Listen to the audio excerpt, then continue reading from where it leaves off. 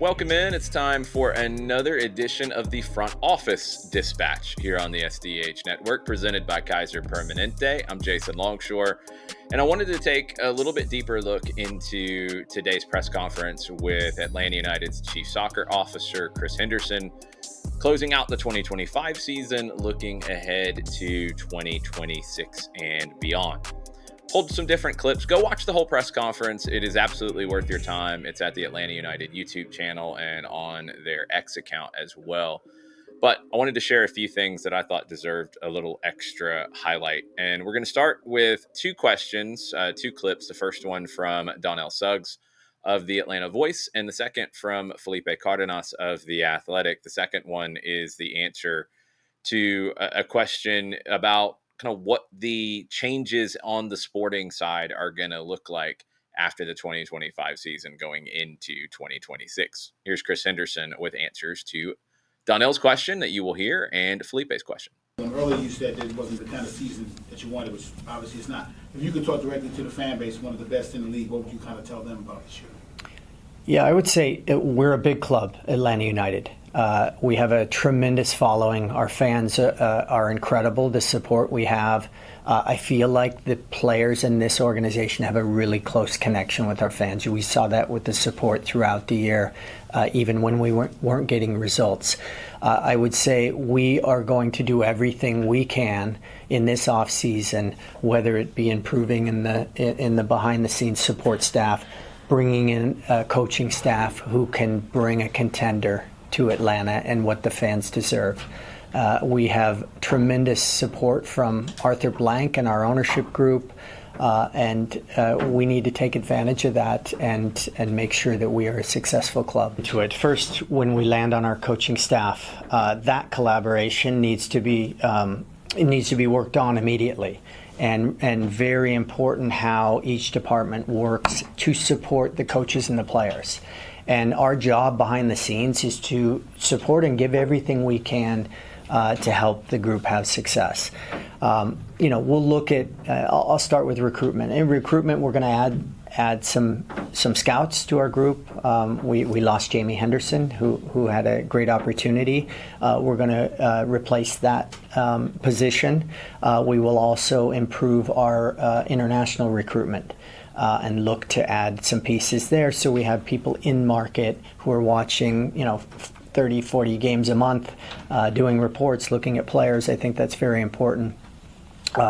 We're also looking with Dave Tenney's department how we can improve medical and performance. He's been in the NBA. He's worked at clubs throughout MLS. I think he's one of the best in the business. And what we can do to maximize our performance, our health, making sure we are fit and ready to go at the start of the season. Henry, getting to know Chris Henderson over the 2025 season, I think he has been wowed and very appreciative of the support from the fan base. So I'm not surprised by, trying to highlight their impact on what this can be and how important they are to what Atlanta United is, and trying to make them happy and reward them for the support that they give. I think the answer to Felipe's question about the sporting department, the part that stood out to me is getting more scouts in market. And I don't know exactly how that process has worked. We've talked to scouts before here on the SDH network and, kind of seen glimpses into the inner workings of that through material that the club has put out. But I'm not sure how many scouts they could say are on staff that are in other countries. I don't know if they would report to people. I'm not sure exactly how that would work.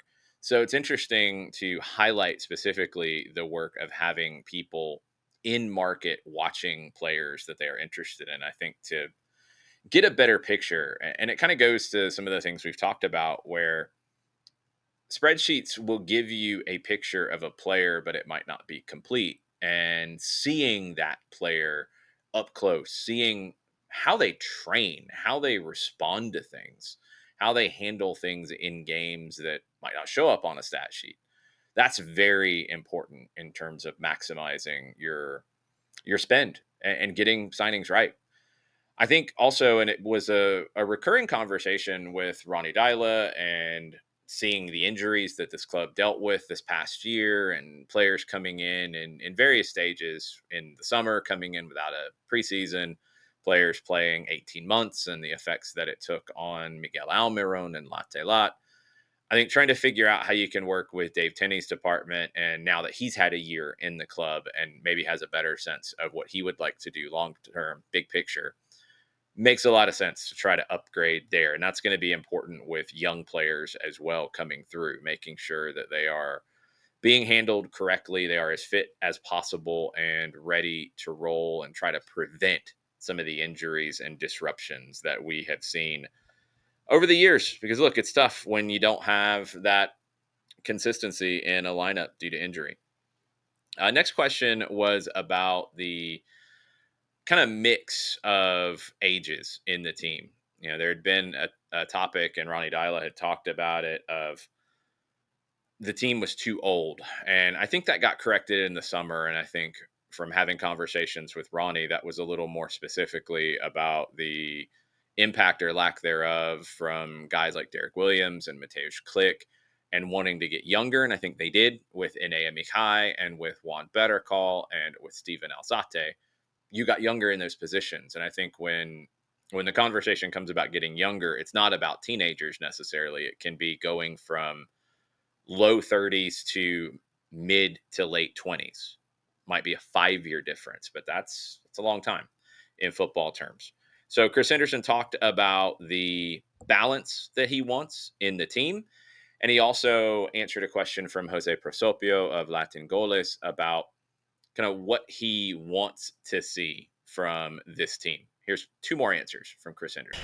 I think there has to be a balance. I've seen it work with 3 different teams, and I've had a mix of all of it. I do think you need a balance of some young, fresh energy and players who can develop and come through.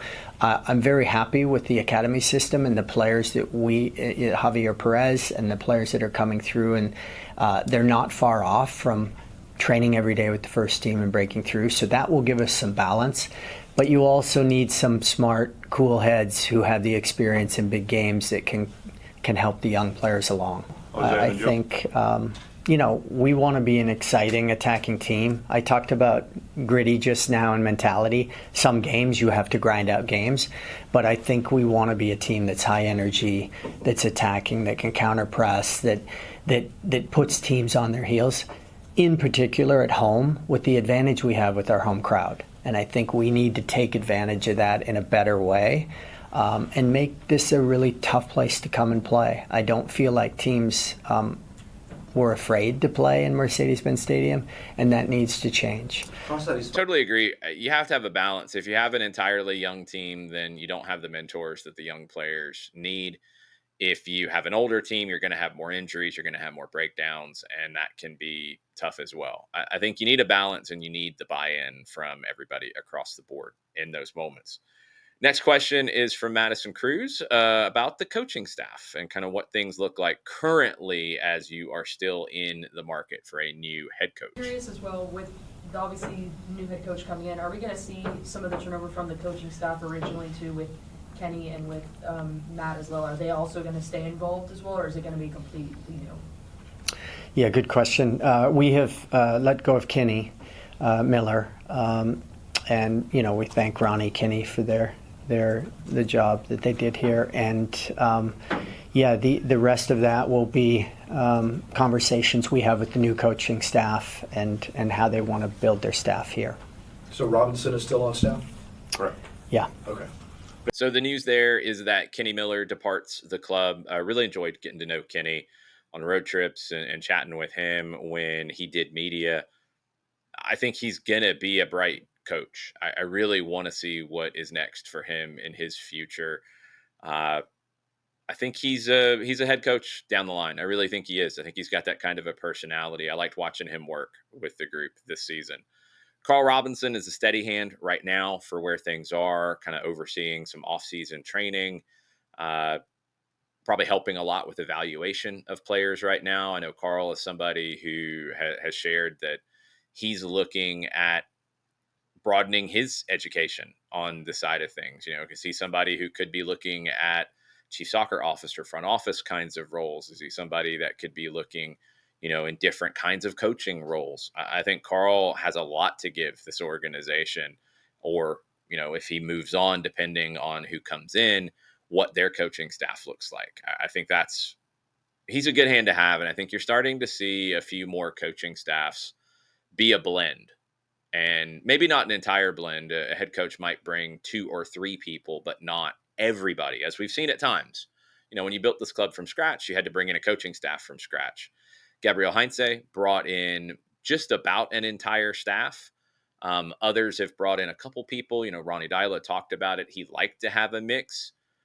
I think having at least 1 or 2 club people on a staff is very important, because you need that continuity in situations like this. Matt Lowry is one of those people, and Matt has fulfilled a number of different roles with Atlanta United. I would imagine that he would continue to do so no matter what happens with the next coaching staff. He was a valuable part of this coaching staff. I think he's been a valuable link for the young players coming through to become professionals because of his academy experience and just his background with these players.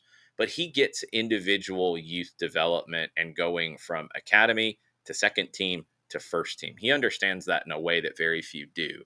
He's a very valuable asset for Atlanta United, and I would imagine that he will continue to be that down the road. All right, next question's from me, asking just about the front office structure right now. Here's that exchange. As you figure out these next steps with you and Demetrios and Skate right now on this side, what is the kind of support you're getting from ownership and from Rich McKay in guiding the process? Yeah, good question. Skate, Demetrius, and myself, we report directly to Rich McKay. It's been for the last few months as we've been in charge of the sporting department and actually the entire organization. The communication's been ongoing, really supportive. The same, I would say, the same with ownership. Josh has been very involved. And, they have the same goals we do. We're aligned in how we can make sure we're competitive every single game next season. So, we will continue to have that communication back and forth and make sure we're taking the right steps to move forward. Felipe. Good to hear the support that Chris and Demetrios and Skate are getting from ownership, from Rich McKay. I think a lot of people, when Rich McKay's name came up as being involved as overseeing Atlanta United, when he initially moved into the role that he did with AMBSE, and when Garth Lagerwey stepped away due to health issues, people didn't really understand what that means. I think if you don't know Rich McKay's relationship with Arthur Blank, he's one of his most trusted people in the organization entirely in terms of what he does on the sports side. What Rich brings to the table on the sports side in this scenario, it's not about soccer specifically, but it's the things that we've talked about here and on the Atlanta Soccer Tonight. Rich McKay's been through coaching searches before. Rich McKay has been through regime changes. Rich McKay has decades upon decades of experience in professional sports. Those things are transferable from sport to sport.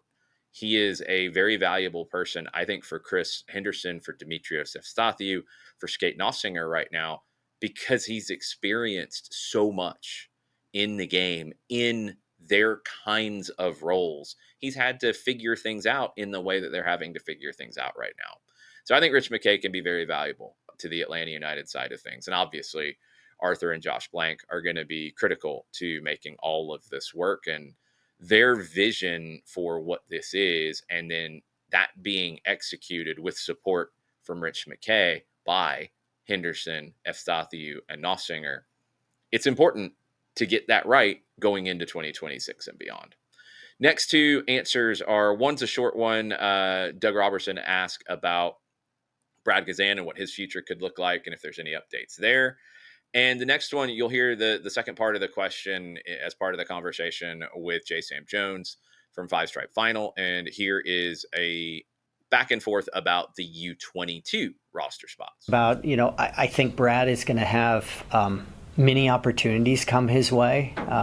We had Casey Keller retire in Seattle, and there's a lot of similarities to, how well they did in their career, how good they are in media. But Brad has an intention to be in a front office, so we will work through, each department. He can learn the league rules. He can learn how the processes work in each of the departments at the club. So I'm looking forward to having him. He's such a positive influence in this building. He knows the players. So we're excited to keep him around. In recent years, the club has shied away from U22s. You do have the 2 open spots. Will those be utilized, and is there a particular profile of player you might look for in those spots? Yeah, I think it is a position that a category that we're going to look at for next year. My past history with U22s in this league is you need a pretty good runway to make sure you're getting the right one. These are young players, sometimes going to a country they've never been before, leaving home. You need to really support those DPs and getting the right ones who can contribute right away. They might not have to start every single game, but you want to get them helping your team. So you're looking at what are the right positions for them, what are the right markets to bring them from, how can we support them when they do get here. But I think it's from a cap standpoint, it's a really valuable position in your roster. I would love to see the U22 spots be used to maximum effect in 2026 and beyond. It is a little bit more of a gamble because any younger player that you sign, for example, if you sign a 20-year-old versus a 26-year-old versus a 32-year-old, you're going to have a different expectation for those players. I think it's harder to be right on the 20-year-old and the 32-year-old for very different reasons than it is the 26-year-old who's in the middle of their career, in their prime. You know who they are by that point. You have a reasonable expectation of what they will be over the next 4 to 6 years. 32-year-olds, you wonder about the body breaking down. You wonder where the motivations are as they get towards the end of their career. Different entirely. 20-year-olds, they're more unpredictable. You don't know if they have reached their ceiling, if they're still climbing, if they will be able to get to where you project them. There's more unknown. So you have to understand that. And the U22 spot can be a spot of a big investment. It is very cap friendly if you get it right, but it is riskier. I think there is a good opportunity here to find an attacker to complement the group with a U22 spot where you can gamble a little bit more, but hopefully your scouting and your connections come into play here. And that can be a very important thing in making this roster better. I do think as well down the line, maybe not yet, maybe down the road, a U22 spot being a second contract for a homegrown who has outgrown it, maybe isn't quite ready for a move to Europe or another bigger league, wants to stay around, and you can find a way to pay them more while keeping them cap friendly and keeping them happy. That's going to happen. I don't know when that's going to happen, but I think that is a strategy down the road a little bit. Next up, another question from Madison Cruz about the importance of alignment between the head coach and the academy and utilizing those players that come through, those homegrowns. Here's the exchange. Joe? How important is it for you that the new head coach implements the academy players as well as the homegrowns within the first team when they're ready and able to? Yeah, I mean, having homegrowns and utilizing the academy, we're investing in that every year. Arthur Blank and the club is investing in that, and we have done really well recently. The academy is doing well against traditional top academies in MLS. So we think we're in a really good position, and there is some really good players coming through that we want to make sure that we have an IDP coach who's working with them, and we have a plan for them, and we are also not blocking their pathway to come into the first team. I think that's really important. And knowing exactly when the right time for that person to come in. Sometimes you are thrown into it because of injuries and other things, and then you realize what a gem you have in your roster. The next one is another exchange with me. I asked Chris about a little bit of his history in coaching changes what that's looked like for him, what he's thought was important with it, and what he's learned and maybe evolved in the way he sees about building a team at this stage of his career. Here's my exchange with Chris Henderson. Two real quick, Chris. The first one, how was the process for you? And I know the calendar is different from your previous experience, but helping first Brian Schmetzer get settled in Seattle and then helping Dante Martino get settled in Miami. How have you kind of learned how to help a new coach get settled into an organization? Yeah, the first one with Schmetzer, I don't think he needed help getting settled in Seattle. Just that's his town, and he lives and breathes the Sounders. So I think the culture and everything he brought just continued. But first time in MLS as a head coach, he had been a head coach in previous years. So maybe there's a few nuances there. Tata Martino had coached in the league before, but it was about building trust early with a new coach and making sure they knew that everything behind him is to support what they need to do on the field. And how can you work together to maximize a season or multiple seasons together? So I do think it's about building trust. It's about showing the work and the processes that are behind the scenes. And I feel like this club, more than any club I've worked with, has really good processes and preparing for each year and each game. And then it's a matter of how we can translate that onto the field. But having a new coaching staff come in, one, it's exciting because it's new beginnings.